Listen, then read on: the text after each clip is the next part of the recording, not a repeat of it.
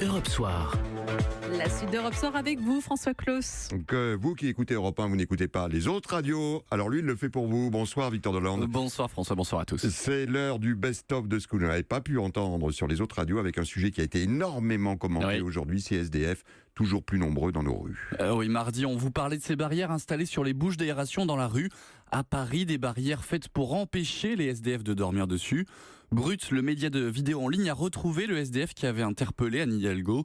Il s'appelle Christian Page. Son message sur Twitter a marché, les barrières ont été retirées. Aujourd'hui, pour Brut, il lance un message. On n'a pas le droit de traiter des êtres humains comme ça. Les SDF, tu sais, on nous chasse. On chasse pas les êtres humains, on chasse que les animaux. Ça veut dire qu'ils nous prennent pour des animaux. Un message très fort et une question à présent. Coluche est mort, l'abbé Pierre est mort. Qui nous aide ? C'est une bonne question. 140 000 personnes dorment dehors en France et pourtant, en juillet dernier, Emmanuel Macron faisait cette promesse. Je ne veux plus, d'ici la fin de l'année, avoir des femmes et des hommes dans les rues. C'est une question de dignité, c'est une question d'humanité et d'efficacité là aussi. Il reste 2 jours, Monsieur le Président, pour tenir cette promesse. Et pendant que le chef de l'État boit du vin chaud dans la station de ski de Lamongie, ses ministres, eux, tentent de désamorcer cette polémique. Exemple, ce matin sur RTL avec Julien de Normandie, secrétaire d'État en charge du logement. Il a peut-être une explication sur la promesse non tenue d'Emmanuel Macron. Quand vous allez à la rencontre des personnes, il y en a beaucoup qui refusent de venir avec vous.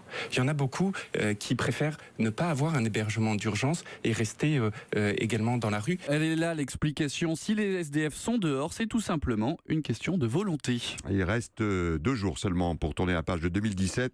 Alors c'est le moment ou jamais, Victor, de se replonger dans les pépites de nos responsables politiques. Oui, et en 2017, année d'élection présidentielle, a été un très très grand cru, une très belle année.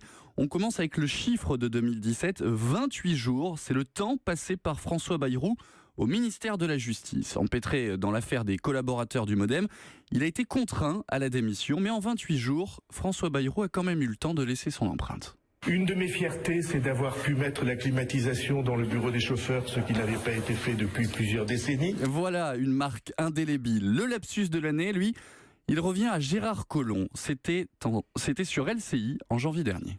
Si quelqu'un aime la France, aime par exemple sa langue, c'est Emmanuel Le Pen. Voilà, beau lapsus de Gérard Collomb qui deviendra quelques mois plus tard ministre de l'Intérieur. Allez, vous les adorez, ces politiques, Victor. Allez, c'est le moment de décerner les prix. Oui, le prix du meilleur retournement de veste de l'année. L'émission Quotidien sur TMC a eu beaucoup de mal à les départager. Alors, voici les 3 meilleurs et on commence avec Bruno Le Maire. Voilà ce qu'il disait d'Emmanuel Macron. C'était en avril dernier sur France 2. La réalité, c'est qu'Emmanuel Macron, c'est une coquille vide. Je pense que c'est un danger, cette façon de faire de la politique. Monsieur Bruno Le Maire, ministre de l'économie. Après Bruno Le Maire, François Bayrou, qui lui aussi excelle dans l'art du retournement de veste. Ce sont les mêmes forces qui veulent réussir avec Macron ce qu'ils ont raté avec Strauss-Kahn. Ça ne marchera pas. Monsieur François Bayrou, ministre de la Justice. Mais notre petit chouchou, notre numéro 1, reste sans aucun doute Gérald Darmanin. Écoutez ce qu'il disait d'Emmanuel Macron, c'était sur LCP, 2 semaines seulement avant le premier tour. Monsieur Macron, en fait, finalement, c'est une crise d'adolescence qu'il fait vis-à-vis de son mentor François Hollande. Il est dans sa crise d'ado, il raconte absolument n'importe quoi. Ce monsieur Macron, il utilise un bobo-populisme qui consiste à dire tout le monde il est beau, tout le monde il est gentil. Lui qui aime bien la banque, je pense que c'est une bulle spéculative. Et dans quelques semaines, la bulle va exploser. Monsieur Gérald Darmanin, ministre de l'Action et des comptes publics. Mais vous n'êtes pas forcément obligé de toujours écouter les belles paroles des hommes politiques. Ce n'est d'ailleurs pas moi qui le dis, mais Nicolas Dupont-Aignan. C'était en janvier dernier sur BFM TV. Et les Français sont pas cons, beaucoup moins que leurs hommes politiques. Je peux vous l'assurer. Ah oui, les Français sont moins cons que les hommes politiques. Ah oui. C'est-à-dire que les hommes politiques sont cons. Très cons. Allez, sur ces belles paroles de Nicolas Dupont-Aignan, il est temps pour moi de vous dire...